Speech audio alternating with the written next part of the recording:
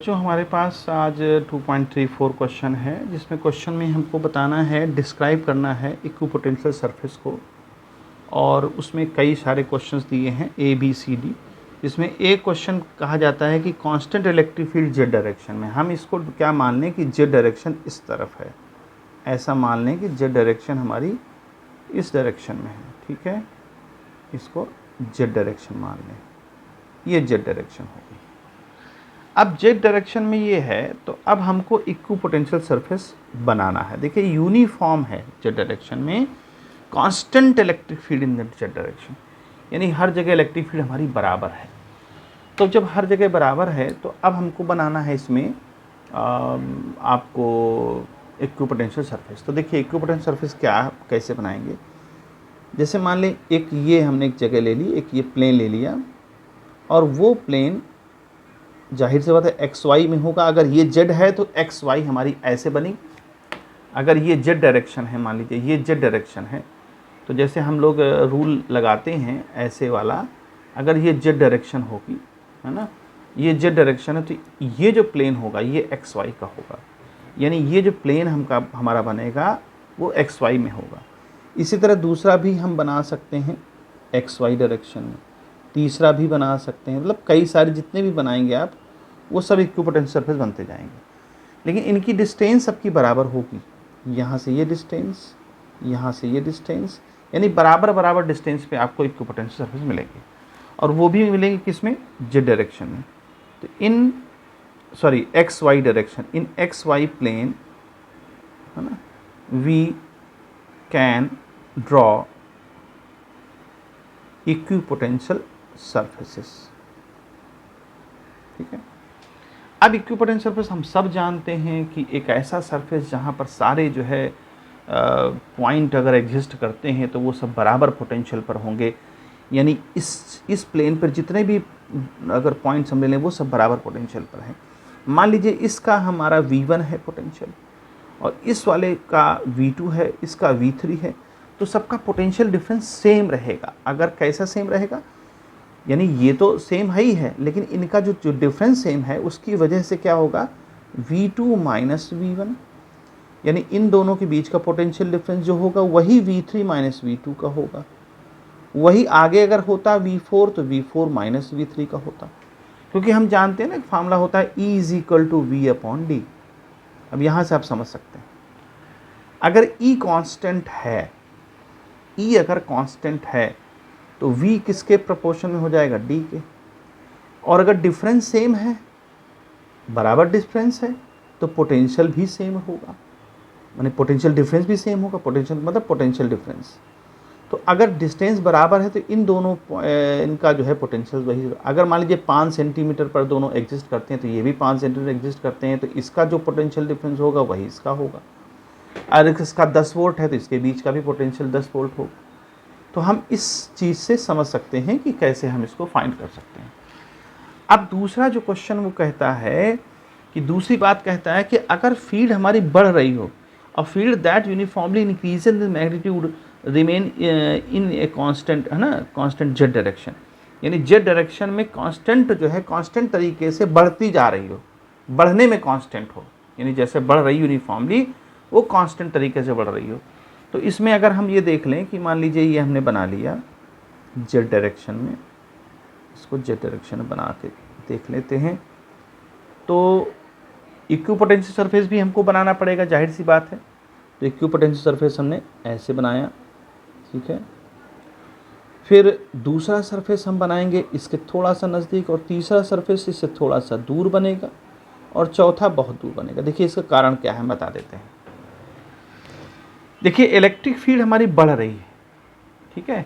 तो मान ली देखिए इलेक्ट्रिक फील्ड कैसे आई होगी, यहाँ तो ये समझिए पैसे इलेक्ट्रिक फील्ड कैसे एराइज की होगी। तो यहाँ कोई बहुत बड़ा पॉजिटिव चार्ज होगा और यहाँ बहुत बड़ा नेगेटिव चार्ज होगा। तो हम जानते हैं कि प्लस से जब हम चलना शुरू करेंगे, जितना हम दूर जाते जाएंगे पोटेंशियल हमारा उतना कम होता जाएगा, ठीक है। या यूँ कह लें कि जितना हम नज़दीक आएंगे पॉजिटिव चार्ज के, पोटेंशियल उतना बढ़ता जाएगा। जैसे मान लें, जैसे हम ये कह दें कि चलिए ये हमारा इन्फिनाइट है, ये पोजीशन हमारी इन्फिनाइट है, नेगेटिव कहीं इन्फिनाइट पे रखा है। तो जब हम कोई तरह से चार्ज लेके आते हैं किसी पॉजिटिव चार्ज के पास, तो हमको वर्क डन करना पड़ता है। आप ऐसे समझिए कि मान लीजिए इस पॉइंट ए तक आए तो हमको वो जो वर्क डन करना पड़ा वो ठीक है, W1 हो गया। लेकिन और हम नज़दीक आएंगे बी पर, इससे और नज़दीक आए तो और हमें वर्क डन करना पड़ेगा। जितना हम इस चार्ज के नज़दीक जाएंगे हमको वर्क डन ज़्यादा करना पड़ेगा, ठीक है। तो पोटेंशियल हमारा बढ़ता जाएगा, क्योंकि वर्क डन ही पोटेंशियल होता है, जितना ज़्यादा वर्क डन उतना ज़्यादा पोटेंशियल। तो जितना आप देख रहे हैं ये सरफेस, इनके पोटेंशियल कांस्टेंट नहीं है। अगर हम इसको V1 मान लें, इसको V2 मान लें, इसको V3 मान लें, इसको V4 मान लें, तो हमारा जो पोटेंशियल है वो बढ़ता जाएगा, ठीक है।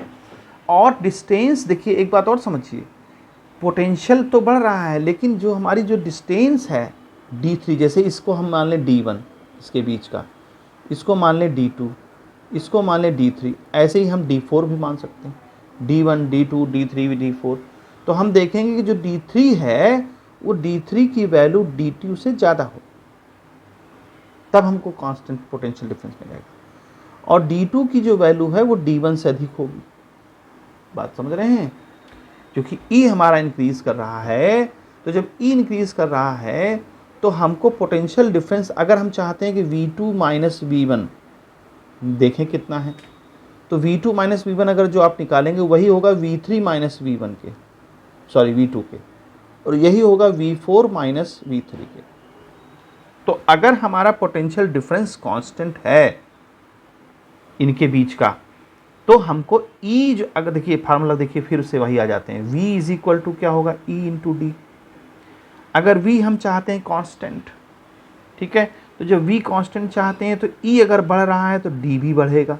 ध्यान रखें, अगर V हम कांस्टेंट चाहते हैं तो E बढ़ रहा है तो D भी बढ़ेगा। नहीं सॉरी, अगर V हम कांस्टेंट चाहते हैं तो अगर E बढ़ रहा है तो D कम होगा। और यही हम कहें कि अगर E हमारा लेस हो रहा है तो D हमारा बढ़ेगा, ठीक है। तो अब ये जो इनके बीच की डिस्टेंस है D3, वो अगर ज़्यादा होगी तो इनके बीच में यहाँ, अब देखिए यहाँ से यहाँ तक का इलेक्ट्रिक फील्ड कम हो जाए, क्योंकि हम जानते हैं इलेक्ट्रिक फील्ड की वैल्यू क्या होती है, 1/4πε0 Q/r²।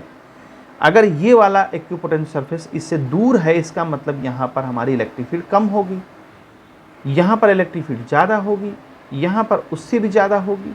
तो इलेक्ट्रिक फील्ड हमारी अगर ऐसे जाने पर कम हो रही है तो डिस्टेंस हमारी बढ़ेगी, ठीक है।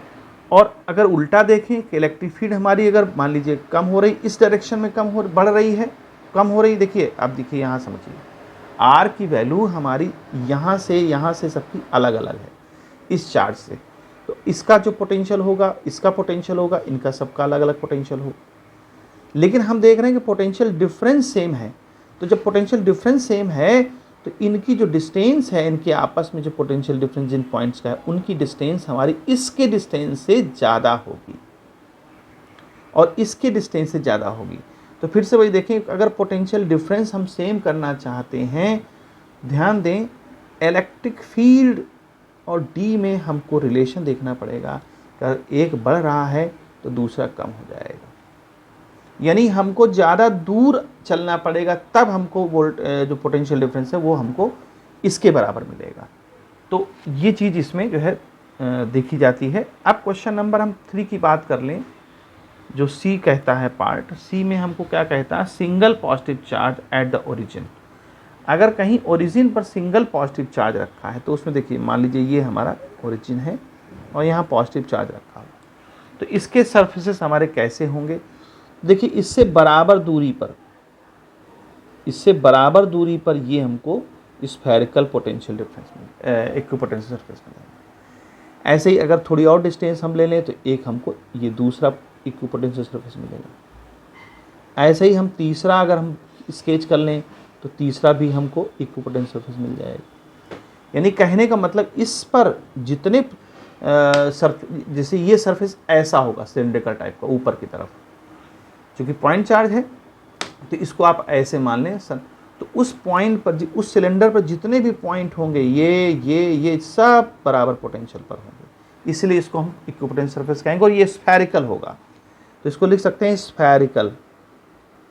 स्फेरिकल कॉन्सेंट्रिक इक्विपोटेंशियल सरफेस हमको मिलेगा, ठीक है। तो ये बात समझ में आ गई होगी।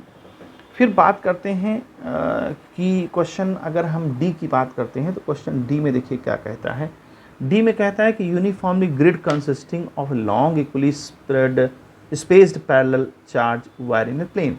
देखिए जैसे ये प्लेन है हमारा, ठीक है, तो प्लेन में कहता है कि यूनिफॉर्मली ग्रिड कंसिस्टिंग। देखो यूनिफॉर्मली ग्रिड कंसिस्टिंग का मतलब ये हुआ कि मान लीजिए जैसे ये प्लेन है हमारा, तो प्लेन में एक वायर हमने ले लिया जो कि अंदर से बाहर को निकल रहा है, यानी ऐसे ये अंदर से, यानी इस प्लेन में अंदर से ऊपर की तरफ निकल रहा है। तो इसको हम ऐसे दिखाएंगे, जैसे मान लीजिए ये है प्लेन और इस पर ऐसे हमारा एक वायर जा रहा है, दूसरा वायर यहाँ जा रहा है बराबर डिस्टेंस पर, तीसरा वायर यहाँ जा रहा है। ऐसे उसने बोला है कि ग्रिड है। ग्रिड मतलब एक प्रकार से नेटवर्क है इलेक्ट्रिक उसका तार का। तो एक ये हो गया, एक ये हो गया, ऐसे जो है हमारे 3 हमने डॉट बना लिए, ठीक है। तो इसमें कहता है कि इनका इक्विपोटेंशियल सरफेस क्या होगा। तो मान लीजिए ये जेड एक्सेस पर है, ये जेड एक्सेस इसको हम मान लेते हैं, और ये एक्स वाई प्लेन पर है। ये जेड एक्सेस हमारी तो ऊपर की तरफ होगी, अगर ये एक्स वाई है तो ऊपर की तरफ जेड एक्सेस होगी। तो जेड एक्सेस में वायर हमारे जा रहे हैं, तो इनका इक्विपोटेंशियल सरफेस क्या होगा। देखिए अब देखिए, वैसे अगर सिंगल होता तो इलेक्ट्रिक फील्ड हमारी निकलती, ऐसे निकलती, ऐसे निकलती, ऐसे निकलती, ठीक है। लेकिन अब दिक्कत ये है कि ये भी एक चार्ज है, वायर है, इस पर भी चार्ज है। तो ये क्या होगा कि इससे भी इलेक्ट्रिक फील्ड निकलेगी, जब इससे निकलेगी तो ये दोनों कटेंगे नहीं, ये दोनों एक दूसरे को रिपेल टाइप में कर देंगे और ऐसा एक जोन बनाएंगे इलेक्ट्रिक फील्ड का। इसी तरह से यहाँ भी ऐसे बनेगा, ठीक है। इस तरह का इलेक्ट्रिक फील्ड हमको तैयार होकर के मिलेगा। इसी तरह से यहाँ भी ऐसे मिलेगा, इसी तरह से यहाँ भी ऐसे मिलेगा। यानी हम जानते हैं ना इलेक्ट्रिक फील्ड एक दूसरे को कट नहीं करती, तो इलेक्ट्रिक फील्ड क्या हो जाएंगी, एक दूसरे को यहाँ पैरेलल हो जाएंगी, यानी ऐसे चली जाएंगी पैरेलल होकर के ऊपर की तरफ, ठीक है। तो ये इस तरह का ये हमको शेप मिल जाएगा इलेक्ट्रिक फील्ड का अगर हम देखें तो। और ये ऐसे यहाँ बना सकते हैं, ऐसे बना सकते हैं, इसको ऐसे बना सकते हैं। तो इस तरह का पैटर्न हमको कुछ दिखाई पड़ेगा। और ये पैटर्न क्या कहता है, ये पैटर्न ये कहता है कि electric field never cut to each other, जिसकी वजह से ये ऐसा यहाँ पर बन गया है। तो उम्मीद है बच्चों आपको समझ में आया होगा, और अगर कोई प्रॉब्लम है तो कमेंट सेक्शन में आप पूछ सकते हैं, कोई दिक्कत हो, ठीक है। बस यहाँ पर एक ये वाला क्वेश्चन हो सकता है कि आपको कहीं प्रॉब्लम आ रही हो, तो इसमें अब फिर से मैं आज बता दूं कि जितनी दूर आप जाएंगे इलेक्ट्रिक फील्ड हमारी कम होती जाएगी, ठीक है। और जब इलेक्ट्रिक फील्ड कम होगी तो डिस्टेंस हमारी जो है बढ़ के मिलेगी, यानी इनके बीच की डिस्टेंस d1 है तो इसके बीच की डिस्टेंस बढ़ जाएगी, क्योंकि इलेक्ट्रिक फील्ड कम हो रहा है। तो जितना कम होता जाएगा इलेक्ट्रिक फील्ड, उतनी डिस्टेंस हमको बढ़ाना पड़ेगा बराबर पोटेंशियल लाने के लिए। इसी फार्मूले में देखिए, अगर पोटेंशियल हम डिफरेंस कांस्टेंट चाहते हैं हर सरफेस के बीच का, तो अगर इलेक्ट्रिक फील्ड हमारी कम हो रही है तो डिस्टेंस बढ़ाना पड़ेगा। इलेक्ट्रिक फील्ड चूँकि जितनी दूर जाएंगे कम होती चली जाएगी, तो जब कम होती चली जाएगी तो हमको डिस्टेंस ज़्यादा बढ़ेगी, तभी हमको पोटेंशियल बराबर मिलेगा। इसीलिए D3 की जो वैल्यू है वो D3 की वैल्यू D2 से ज़्यादा है और D2 की वैल्यू D1 से ज़्यादा है। जितना नज़दीक जाएंगे उतना ही कम डिस्टेंस पर पोटेंशियल सरफेस हमको इक्विपोटेंशियल सरफेस मिलने लग जाएगा। तो इस तरह से अगर कोई प्रॉब्लम है तो आप कमेंट सेक्शन में पूछ सकते हैं। ठीक है बच्चों, गुड बाय।